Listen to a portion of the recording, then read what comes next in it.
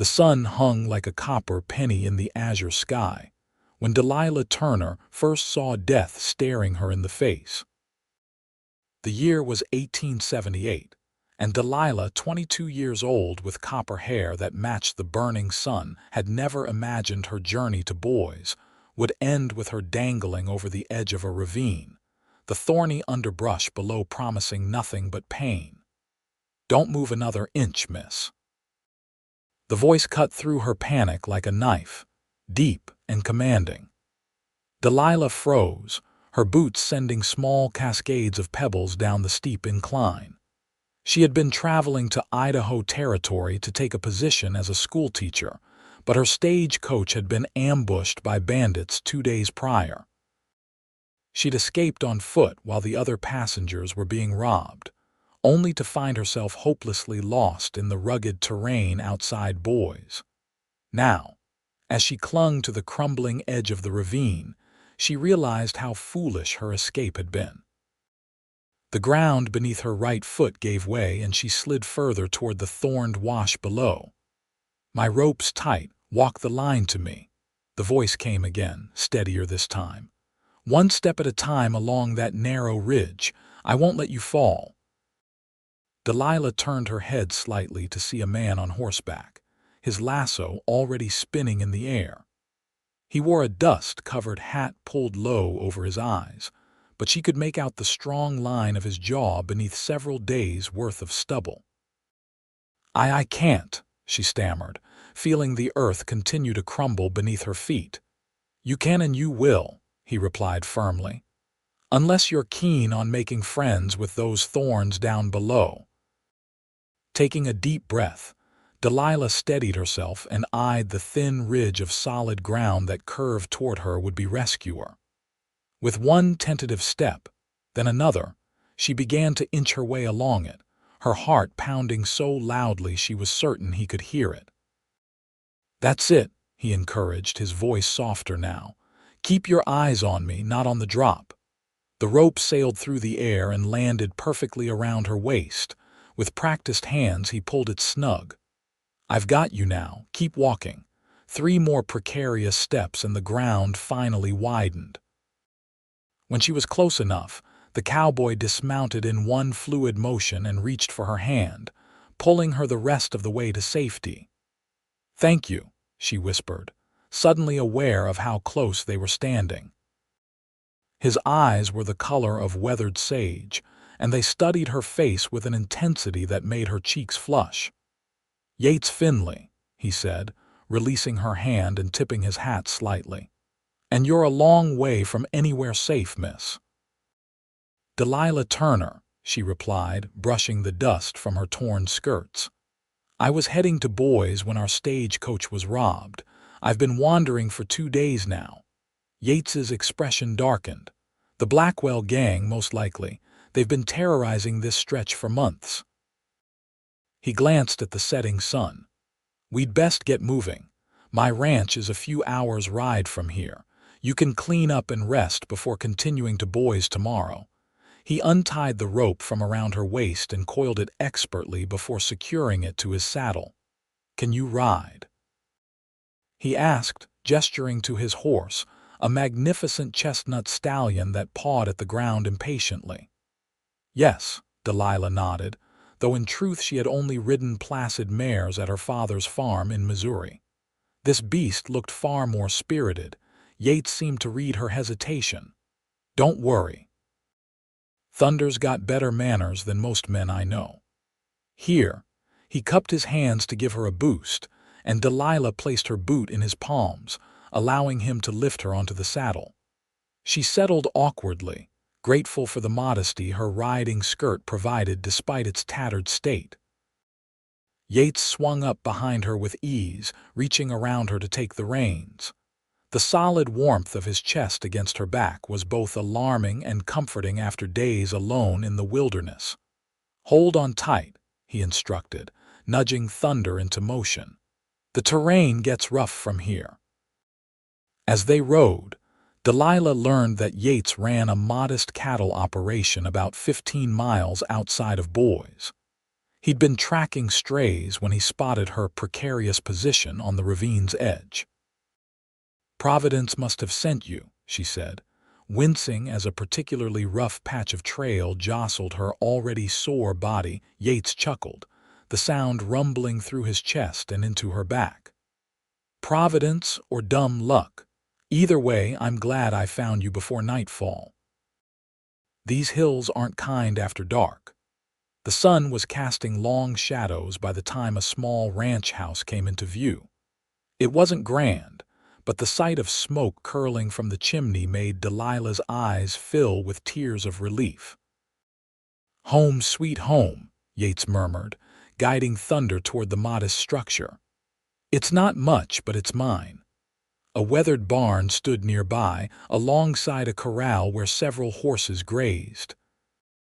Beyond that, Delilah could make out cattle dotting the rolling pastures that stretched toward distant mountains. As they approached, the door to the house opened, and an older Mexican woman stepped out, wiping her hands on her apron.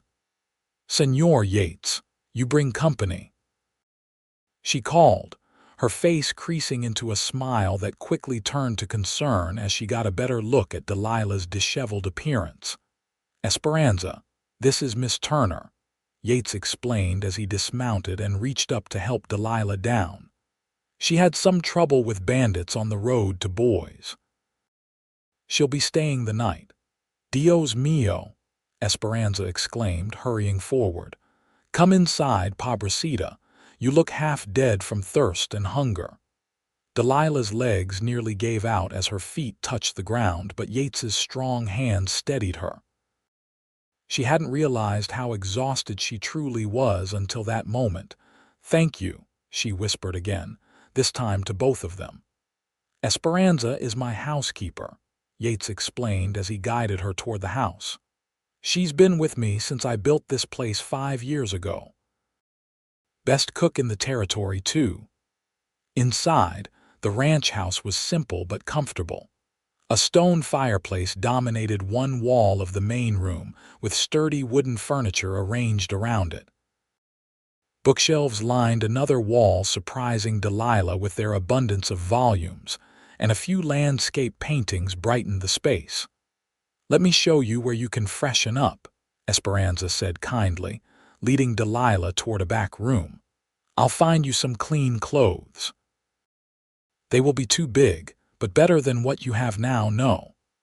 The next hour passed in a blur of warm water, soap, and the blessed relief of washing away days of dust and fear. Esperanza had found a man's shirt and trousers that she'd taken in hastily with a few strategic pins, along with a belt to hold everything together.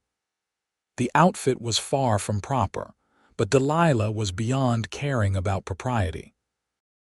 When she emerged, her damp hair braided down her back and her face pink from scrubbing, she found Yates sitting at the table, a cup of coffee in his hands. He stood when she entered, his eyes widening slightly at her transformation. "You look better," he said, clearly searching for an appropriate compliment that wouldn't overstep bounds. Delilah smiled. "A bath can work miracles." She gestured to her unusual attire. "I hope you don't mind." "Esperanza said these belong to my brother," Yates finished for her, his expression briefly clouding. "He won't be needing them." Before Delilah could inquire further, Esperanza bustled in with a steaming pot of stew and a basket of fresh bread. "Sit, sit," she commanded. "You must eat to get your strength back." The meal was the most delicious thing Delilah had ever tasted, or perhaps hunger was simply the best seasoning. Either way, she ate 2 full bowls of the rich venison stew before finally sitting back with a contented sigh. "Now," Yates said, refilling her cup with coffee, "tell me what brings a young woman like yourself to Idaho territory. You mentioned boys." "I'm to be the new schoolteacher," Delilah explained. "My father passed away last winter and there wasn't much left of the farm after the drought. When I saw the advertisement in the newspaper, it seemed like Providence." She laughed softly, "or perhaps just desperation." Yates nodded thoughtfully. Teaching's honorable work. Boise's growing fast, they need good people with education. He hesitated. They've been waiting on that teacher, though. Stage was supposed to arrive 2 days ago. Will they have given the position to someone else? Delilah asked, alarm suddenly cutting through her exhaustion. Not likely, Yates reassured her. But we should get word to town tomorrow that you're safe. I'll take you in myself. You've already done so much. It's no trouble, he interrupted, his tone brooking no argument. Besides, I need supplies anyway. Later, as Esperanza showed her to a small but clean bedroom, Yates's brother's room, she assumed Delilah found herself wondering about the man who had saved her life. There was a quiet strength about him, a confidence born of surviving in this harsh land, but also a gentleness she hadn't expected. "Sleep well, señorita," Esperanza said, placing a lit candle on the bedside table. "You are safe now. Safe." The word echoed in Delilah's mind as she sank into the soft mattress. For the first time in days, she believed it might be true. Morning came with the scent of coffee and bacon wafting through the small house. Delilah dressed quickly in her borrowed clothes, having washed her own tattered garments the night before. They were still drying on a line behind the house. Esperanza informed her as she entered the kitchen. "Good morning," Yates said, already seated at the table with a plate before him. His hair was damp from washing, and he'd shaved the stubble from his jaw, revealing a handsome face that made Delilah's heart skip unexpectedly. "Good morning," she replied, taking the seat Esperanza indicated. "I hope I haven't delayed your day." "Not at all. I've already seen to the stock." He took a sip of his coffee. "We'll head to town after breakfast if that suits you." "Yes, of course. I'm eager to report to the school board and explain my delay." Yates nodded. "Jacob Miller chairs the board." "Good man, fair-minded. He'll understand once he hears what happened." The ride to Boise took just over 2 hours. Delilah rode a gentle mare named Willow that Yates had saddled for her, while he mounted Thunder once again. As they traveled, Yates pointed out landmarks and shared stories of the area's history, from the native Shoshone who had first inhabited the land to the fur trappers and gold miners who had come later. "The town's changed a lot since I first arrived," he told her. "Used to be just a fort and a few buildings. Now there's proper streets, a courthouse, even a hotel with glass windows." "How long have you been here?" Delilah asked, guiding Willow around a rocky outcropping. "Nearly 8 years now. Came west with my brother after the war." That shadow passed over his face again. "We both served Union side. Afterward, Missouri didn't feel like home anymore." "I'm from Missouri as well," Delilah said, surprised at the coincidence. "A small town called Liberty north of Kansas City. We were from Springfield," Yates replied. "But the fighting there was bitter. Too many neighbors turned against each other," he shrugged. "So we came west to start fresh. Worked the mines for a spell, then saved enough to buy the ranch land. Been building it up ever since." He didn't mention his brother again, and Delilah didn't ask, sensing the pain behind his careful omission. Boise appeared on the horizon just before noon, a collection of buildings nestled in a valley beside a winding river. It was larger than Delilah had expected, with wooden sidewalks lining the main street and various businesses displaying their wares. "We'll see Miller first," Yates decided as they rode into town. "His office is at the Mercantile. Then we can get you settled at the boarding house where you'll be staying." Several passers-by nodded to Yates in greeting as they made their way down the street. He clearly was well known and respected, returning each greeting with a tip of his hat. The Mercantile was busy with midday shoppers, but a bell over the door announced their arrival, and a tall, bespectacled man looked up from behind the counter. "Yates, didn't expect to see you so soon after your last supply run." His eyes shifted to Delilah with undisguised curiosity. "Jacob," Yates nodded in greeting. "This is Miss Delilah Turner, your new schoolteacher." Jacob Miller's eyebrows shot up. "Miss Turner, we feared the worst when the stage arrived without you.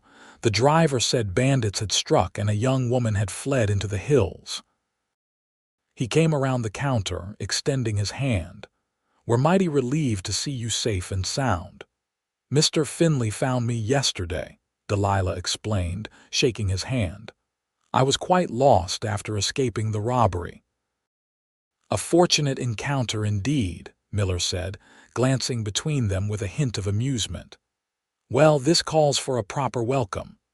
Martha," he called toward the back room, "come meet our new schoolteacher." A plump, pleasant-faced woman emerged, wiping her hands on her apron. Her face lit up at the sight of Delilah. "Oh, thank heavens! We were just sick with worry about you, my dear." She hurried forward to clasp Delilah's hands. "I'm Martha Miller, Jacob's wife and a member of the school board myself." "It's a pleasure to meet you both," Delilah said sincerely. "And I apologize for any concern I caused." "Nonsense," Martha waved away the apology. "The important thing is you're here now, safe and sound." She glanced at Delilah's borrowed clothes with a knowing smile. "Though it seems you've had quite an adventure. We must get you properly outfitted before school starts next week." "My own clothes are at Mr. Finley's ranch," Delilah explained, "though I fear they're somewhat worse for wear after my ordeal." "We'll take care of everything," Martha assured her. "The boarding house has your room ready, and I'd be delighted to help you shop for anything you need." She turned to her husband. "Jacob, why don't you show Miss Turner the schoolhouse while I finish up here? I'm sure she's eager to see her new domain." "Excellent idea," Jacob agreed. "Yates, will you join us?" Yates, who had been silently observing the exchange, nodded. "I need to visit the blacksmith after, but I've got time." The schoolhouse sat at the end of the main street, a white wooden building with a small bell tower. Inside, it was simply furnished with rows of desks, a larger desk at the front, and a blackboard that spanned one wall. Bookshelves held a modest collection of readers and primers, and maps of the United States and territories hung nearby. "It's not grand," Jacob said as Delilah walked slowly around the room, "but we're proud of it. 28 students enrolled for fall term, ages 6 to 16. "It's perfect," Delilah breathed, running her fingers along the edge of the teacher's desk. This was hers now, her classroom, her future. "Living quarters are upstairs," Jacob continued, leading them toward a narrow staircase at the back of the room. "But as we discussed in our correspondence, you'll be boarding with Mrs. Whitman until you get settled. She's just 2 blocks away." The upstairs room was small but serviceable, with a bed, dresser, and small table. A window overlooked the street, letting in ample light. "For the winter months," Jacob explained. "When the snow makes travel difficult, you may find it easier to stay here than walk from the boarding house." Delilah nodded, already envisioning herself grading papers by lamplight at the little table. After months of uncertainty following her father's death, the concrete reality of her new position filled her with hope. "When will school begin?" she asked as they descended the stairs. "Monday next," Jacob replied, "giving you a week to settle in and prepare. We typically run through December, break for the worst of winter, then resume in March until planting season." Outside, the afternoon sun had passed its zenith, and the street was busy with people going about their business. Delilah felt a surge of excitement at becoming part of this growing community. "I should get you to Mrs. Whitman's," Jacob said. "Martha will come by later to help you with any shopping you need to do." Yates, who had been quiet during the tour of the schoolhouse, spoke up. "I'll fetch your things from the ranch tomorrow and bring them to you." "That's very kind," Delilah said, suddenly aware that their paths would soon diverge. The thought brought an unexpected pang of regret. I can't thank you enough for all you've done. It was nothing, Yates replied, though his eyes told a different story. Just being neighborly. Mrs. Whitman's boarding house was a 3-story building with a wide porch wrapped around its front. Inside, it smelled of beeswax and fresh bread, and the parlor was tastefully furnished with comfortable chairs and small tables. The proprietress herself was a widow in her 50s, brisk but kind, who showed Delilah to a pleasant room on the 2nd floor. Meals are at 7, noon, and 6, she explained. Laundry day is Monday, and gentlemen callers must be received in the parlor until 8 in the evening. Her eyes twinkled as she glanced toward Yates, who had carried Delilah's borrowed saddlebag upstairs. Though I make exceptions for heroes who rescue my boarders from bandits. Thank you, Mrs. Whitman, but I won't intrude further, Yates said, placing the bag on a chair. Miss Turner needs rest after her ordeal. Not at all, Delilah protested. You must at least stay for tea after coming all this way. Something flickered in Yates's eyes, pleasure perhaps, or surprise at her invitation. Another time, perhaps. I have business with the blacksmith before heading back. He tipped his hat. I'll bring your belongings tomorrow, Miss Turner. After he had gone, Mrs. Whitman helped Delilah settle in, providing a nightgown and toiletries until her own could be retrieved. He's a good man, that Yates Finley, Mrs. Whitman remarked as she showed Delilah where fresh towels were kept. Lost his brother to pneumonia 2 winters ago, hit him hard. Keeps mostly to himself these days except for business in town. I owe him my life, Delilah said quietly, if he hadn't found me when he did. Providence works in mysterious ways, Mrs. Whitman said with a knowing smile. Now, let's get you properly fed and rested. You've had quite an introduction to Idaho territory. That evening, after a hearty supper with Mrs. Whitman and her 2 other boarders, an elderly bookkeeper, and a young bank teller, Martha Miller, arrived with armloads of fabric and a determined gleam in her eye. We'll have you properly outfitted in no time, she declared, spreading calicos and muslins across Delilah's bed. I've brought patterns for 2 everyday dresses and 1 Sunday best. The dressmaker can have them ready by week's end. Delilah was overwhelmed by the generosity. Mrs. Miller, I couldn't possibly accept. Nonsense, Martha interrupted. Consider it a welcome gift from the school board. Besides, we can't have our teacher wearing trousers, can we? Her eyes twinkled with mischief. Though I must say, you carry them rather well. They spent a pleasant hour selecting fabrics and discussing the latest Eastern fashions that had made their way to Boise via catalog. By the time Martha left, Delilah had been measured for 3 new dresses, and plans had been made to visit the general store the following day for additional necessities.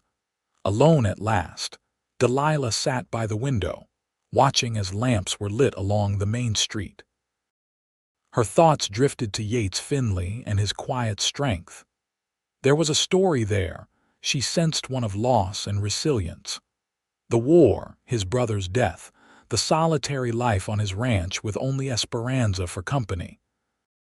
Yet despite it all, he had maintained a fundamental decency that had saved her life.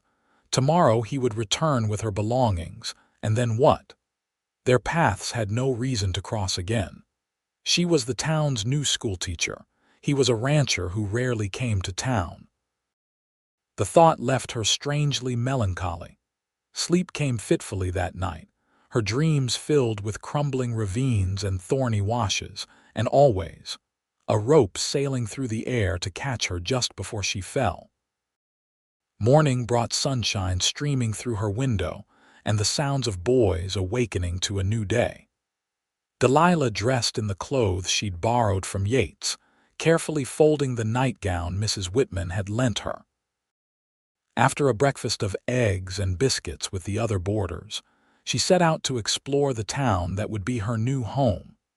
Boise was larger than she had initially realized, with several cross streets branching from the main thoroughfare. She found the church where she would attend Sunday services, a small lending library that made her heart leap with joy, and various businesses that would meet her day-to-day needs.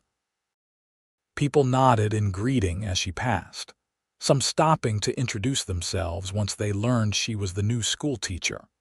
By midday, she had acquired a small following of curious children who peppered her with questions about where she was from and what they would learn in school.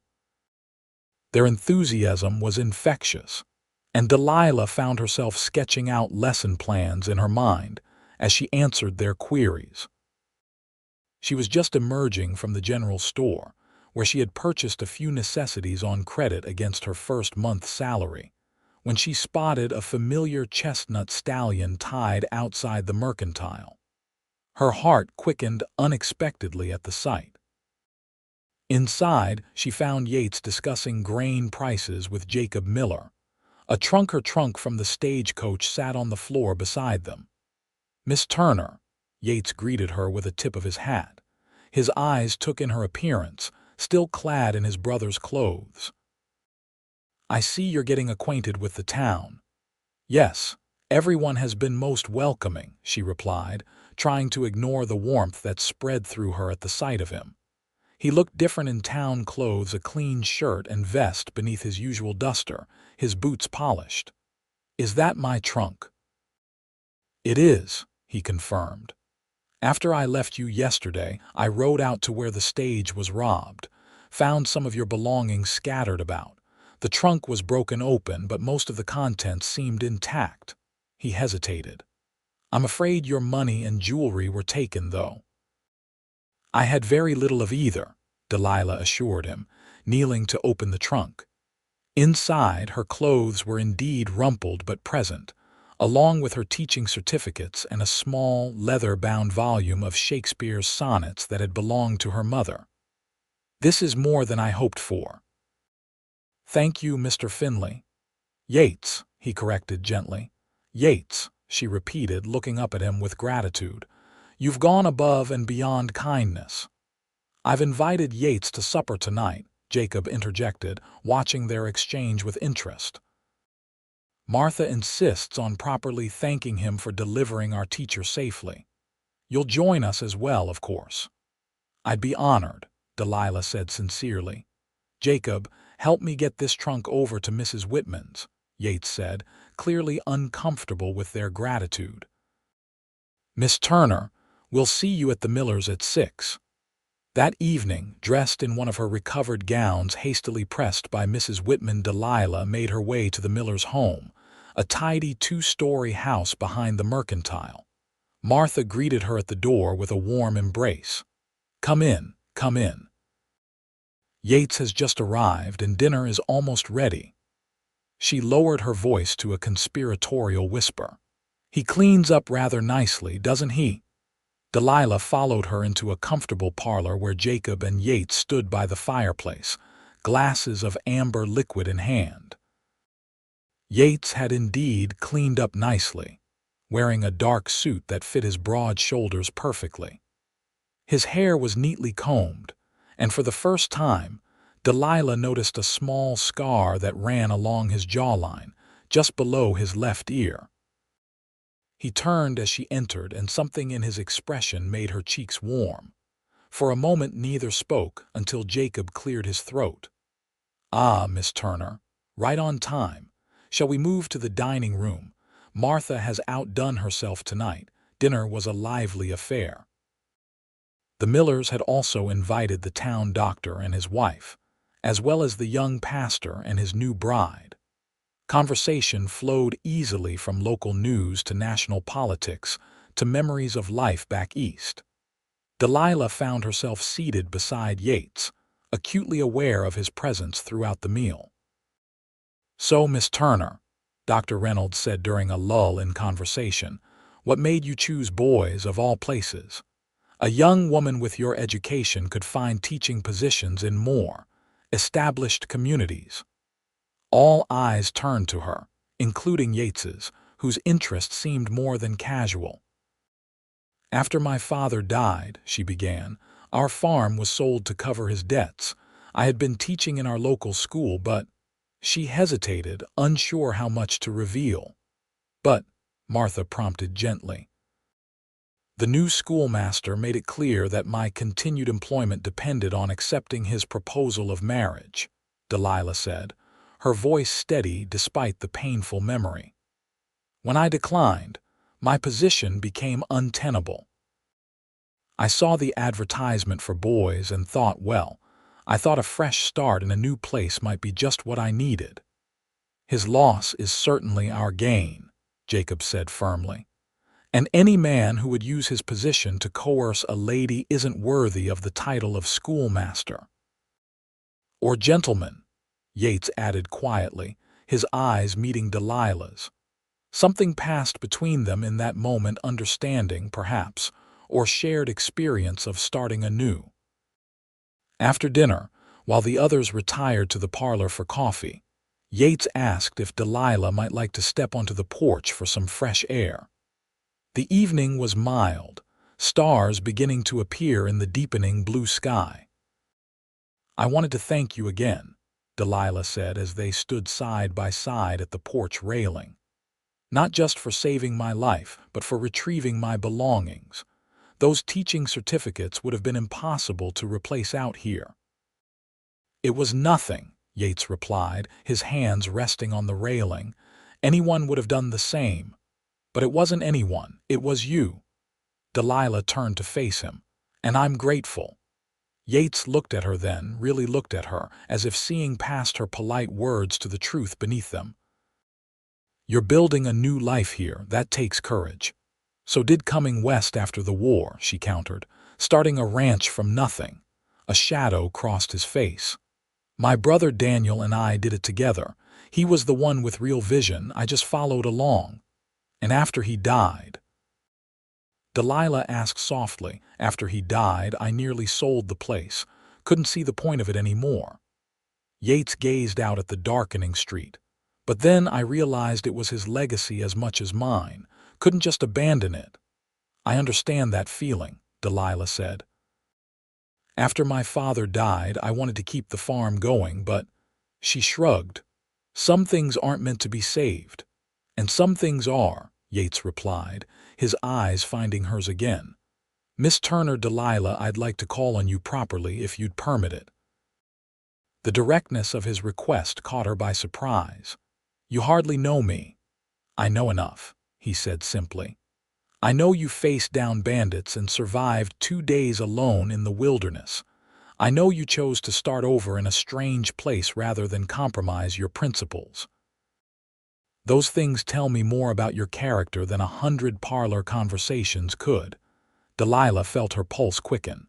"Then yes, Mr. Finley Yates, you may call on me." A smile spread across his face, transforming his serious features. "Sunday after church. I could show you more of the area if you'd like. There's a spot by the river that's peaceful for a picnic." "I'd like that very much." The sound of the parlor door opening broke the moment. Martha Miller appeared, a knowing smile on her face. "There you are. We're about to have dessert. Apple pie with fresh cream." As they rejoined the others, Delilah caught Yates's eye across the room and felt a flutter of anticipation for Sunday. The remainder of the week passed in a flurry of preparation for the upcoming school term. Delilah spent hours in the schoolhouse, organizing books, planning lessons, and memorizing the names of her future students from the registry. Her new dresses were delivered on Friday, 3 beautiful garments that fit her perfectly, thanks to Martha Miller's precise measurements. Sunday dawned clear and bright. Delilah wore her new blue dress to church services, where she was formally introduced to the congregation by Pastor Evans. After the service, as people mingled in the churchyard, Yates appeared at her side, looking handsome in a dark suit and freshly polished boots. "Ready for that picnic?" he asked, offering his arm. They rode in his wagon to a spot along the Boise River where tall cottonwoods provided shade from the midday sun. Esperanza had packed a basket with cold chicken, bread, cheese, and early apples from the tree behind the ranch house. As they spread a blanket on the grassy bank, Delilah realized this was the first time they had been truly alone together since her rescue. The thought sent a small thrill through her. "How are you settling in?" Yates asked as he poured lemonade into tin cups. "Well, I think," Delilah replied, accepting the cup with a smile. "Everyone has been kind and I'm eager to begin teaching, though I must admit I'm a bit nervous about having pupils of so many different ages in one room." "You'll manage it," Yates said confidently. "From what I've seen, you're not easily daunted." "High praise from the man who found me dangling over a ravine," she laughed. "That was circumstance, not character," he countered, his eyes warm with admiration. "Character is what got you through those days alone, and what brought you all the way out here to start fresh." They talked easily throughout the meal, finding common ground in their Missouri upbringings, their love of books, and their shared experience of rebuilding after loss. Yates spoke more openly about his brother Daniel, who had been the dreamer of the pair, always pushing them to go further west, to build something lasting. "He caught pneumonia during a blizzard 2 winters ago," Yates explained, his voice growing quiet. "We were checking the herd, got separated in the storm. By the time I found him, he was already feverish. Doctor couldn't do anything." "I'm so sorry," Delilah said, reaching out to touch his hand.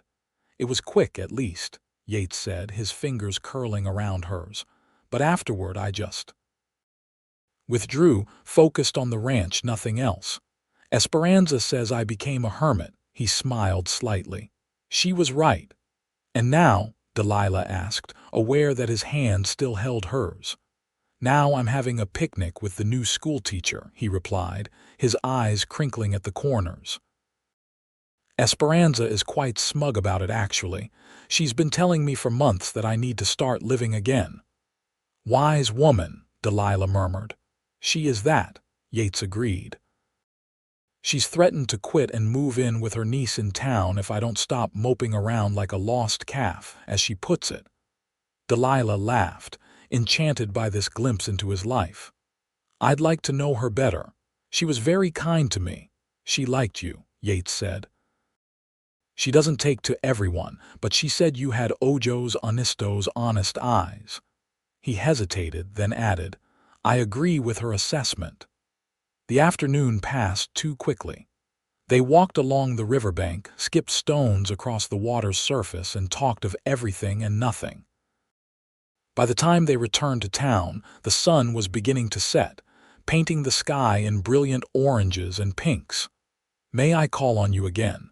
Yates asked as he helped her down from the wagon in front of Mrs. Whitman's boarding house. "I'd be disappointed if you didn't," Delilah replied honestly. His smile was worth the boldness of her answer. "Wednesday evening, then. After your first few days of teaching, you can tell me how it went." The next morning, Delilah stood before her new pupils with a mix of nervousness and excitement. 28 faces, some eager, some wary, all curious, looked back at her as she introduced herself. "Good morning. I'm Miss Turner, your new teacher. I've come all the way from Missouri to be here, and I'm very excited to begin our learning journey together." By Wednesday, she had learned all their names, assessed their various educational levels, and begun to establish routines that would structure their days together. The work was challenging but deeply satisfying. When Yates arrived that evening to take her for a stroll through town, she had a dozen stories to share about her first days in the classroom. "Tommy Jenkins is only 6 but already reading at a 3rd grade level," she told him as they walked along the boardwalk. "And Sarah Miller, Jacob and Martha's daughter, has a real gift for mathematics. I've never seen a 12-year-old solve equations so quickly." Yates listened attentively, asking questions that showed genuine interest in her work. They stopped for ice cream at the small confectionery that had recently opened, sitting on a bench outside to enjoy the treat as the evening cooled around them. "You found your calling," Yates observed, watching her animated expressions as she spoke of her pupils. "It shows in how you talk about them." "I've always loved teaching," Delilah admitted. "Even as a girl, I would gather the neighbor children and play school, making them recite poems and solve arithmetic problems. Lucky children of boys," Yates said with a smile, "to have a teacher so devoted." As autumn progressed, their courtship deepened.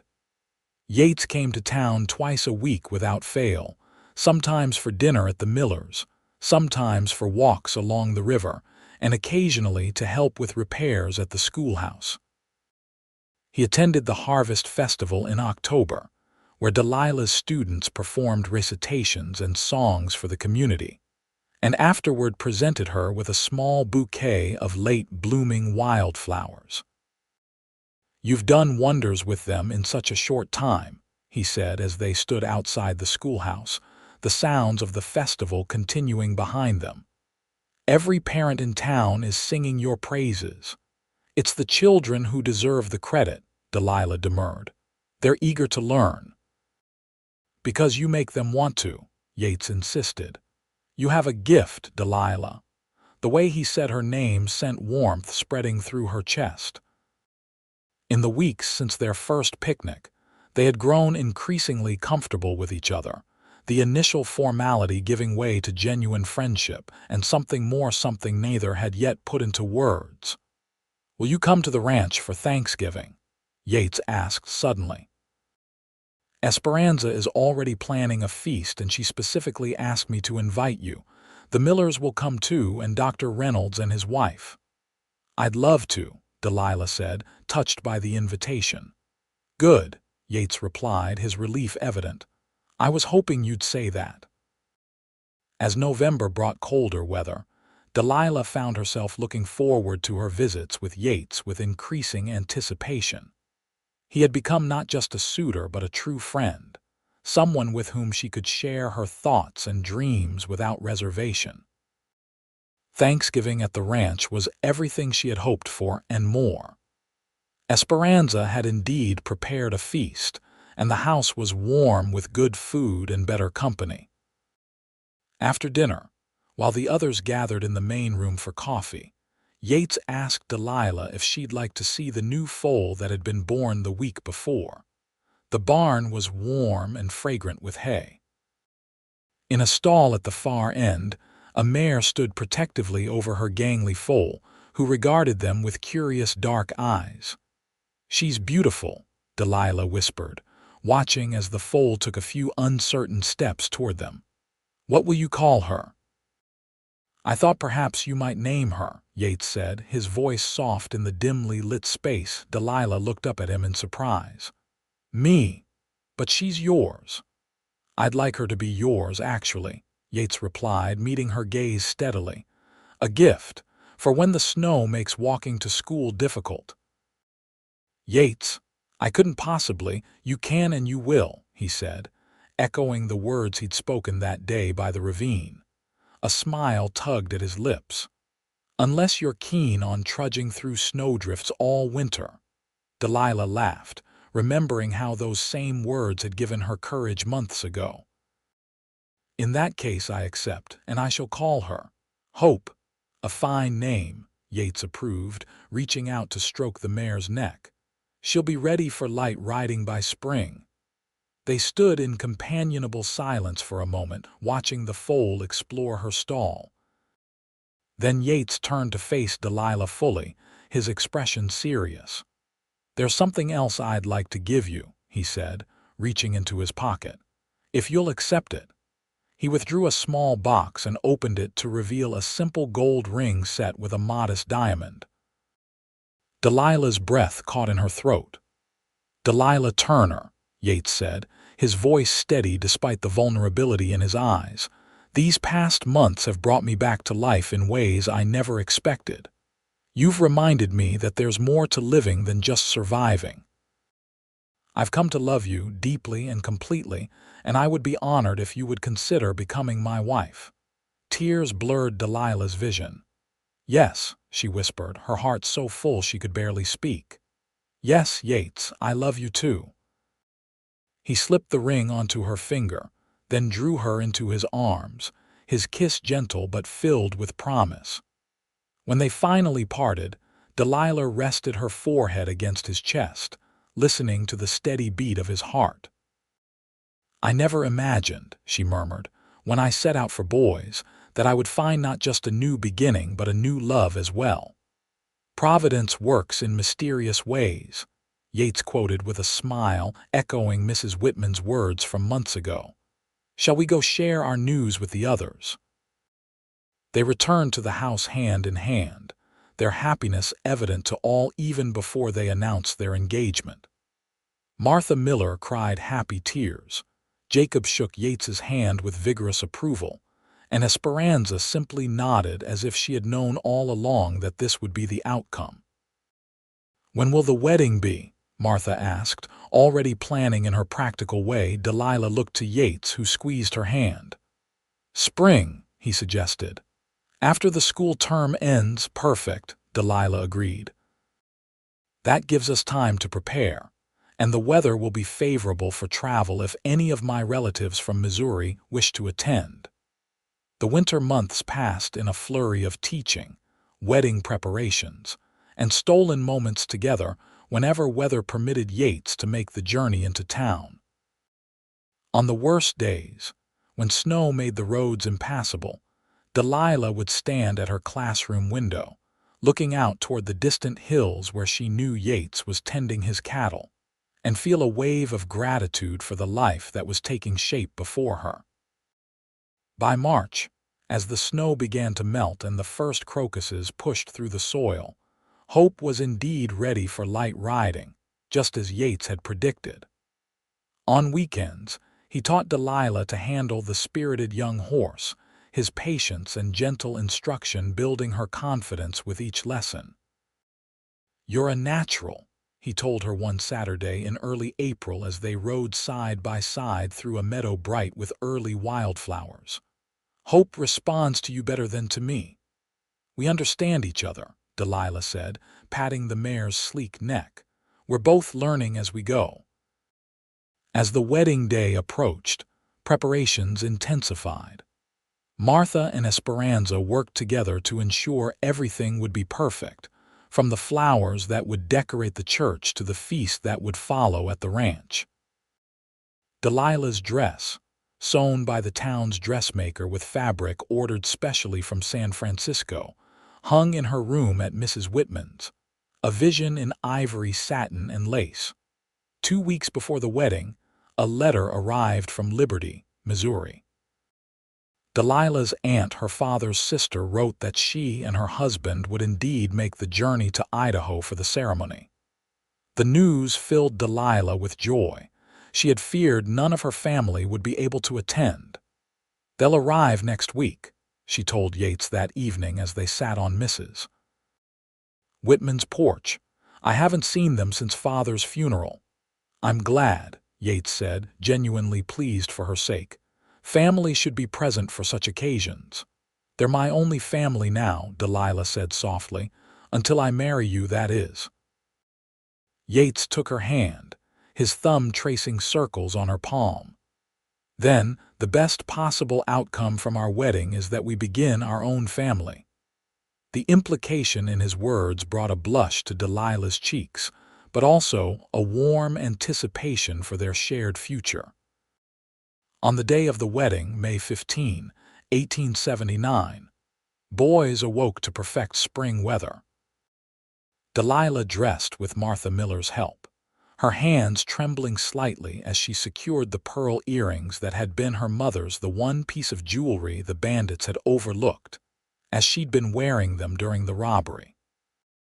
"You look radiant," Martha said, stepping back to admire the result.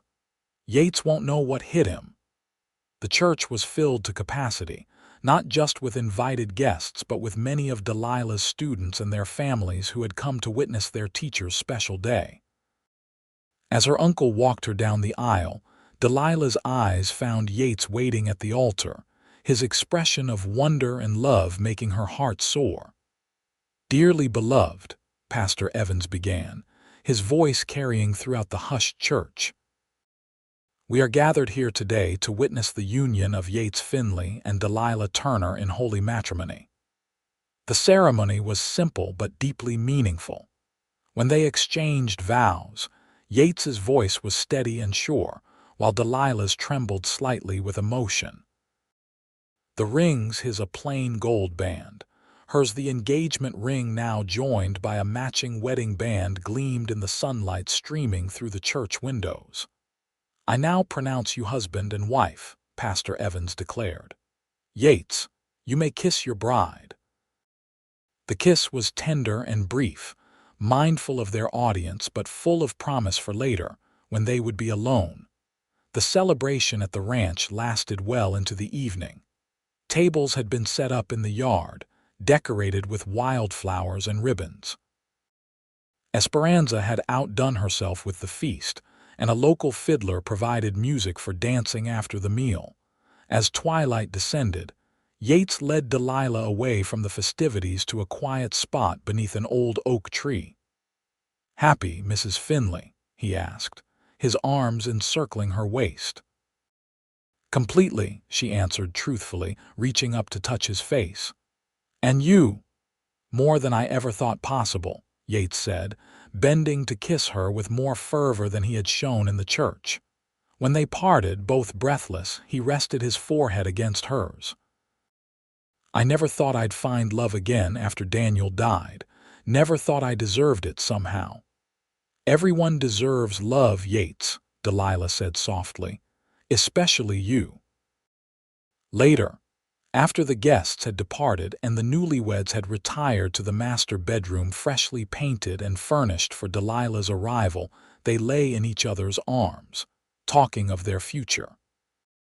"I thought we might expand the house next year," Yates said, his fingers tracing lazy patterns on her bare shoulder. "Add a proper library for your books and perhaps another bedroom or two, for the future." "I'd like that," Delilah murmured, understanding his implication. "Though I'll continue teaching through the fall term if the board agrees. I promise the children." "Of course," Yates agreed. "And after that, we'll see where life takes us."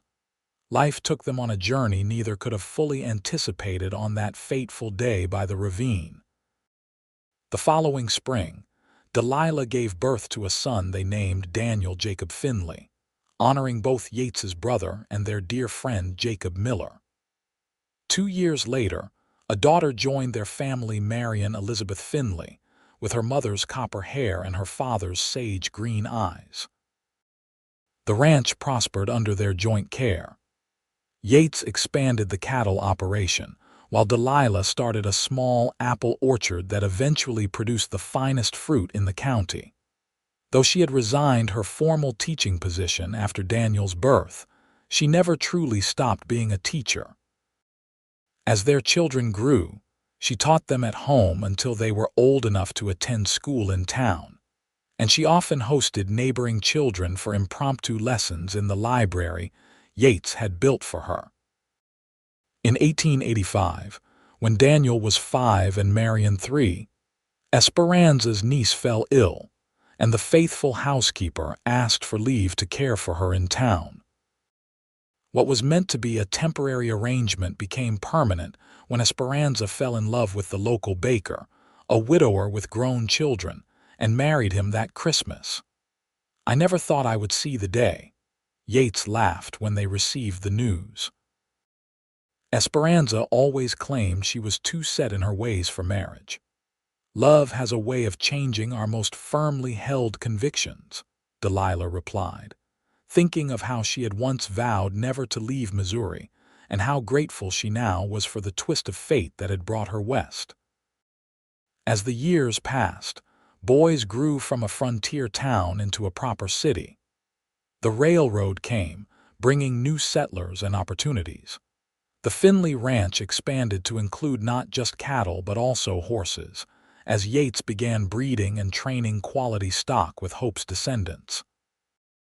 In 1893, as Idaho celebrated its third year of statehood, Delilah and Yates marked their 14th wedding anniversary.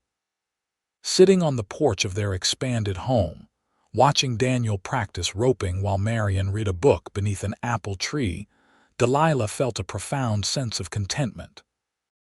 "Penny for your thoughts," Yates said, taking her hand in his. "I was just thinking about that day you found me," Delilah replied. "Hanging over that ravine, certain I was about to fall, if you hadn't come along when you did with your rope and your steady voice." "Providence," Yates said simply, "or the best kind of luck. Either way, I'm grateful." She leaned her head against his shoulder. "Every day I'm grateful."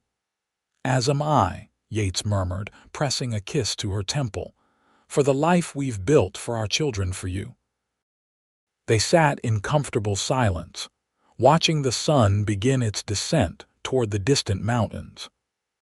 So much had changed since that first precarious meeting, yet the core of what had drawn them together remained constant resilience, honesty, and a deep, abiding love that had only grown stronger with each passing year. "My rope's tight, walk the line to me," Yates had said that day, offering not just physical rescue but the promise of safety, of connection. Delilah had taken that first tentative step toward him, not knowing it would lead to a lifetime of steps taken together, side by side, through all the joys and challenges that life would bring. As twilight settled over the ranch, Yates stood and offered his hand. "Shall we call the children in for supper?" "Yes," Delilah smiled, accepting both his hand and the simple, profound happiness of their shared life. "Let's go home." And they did, walking together toward the warm light spilling from the windows of the house they had built not just of wood and stone, but of love, patience, and the courage to begin anew.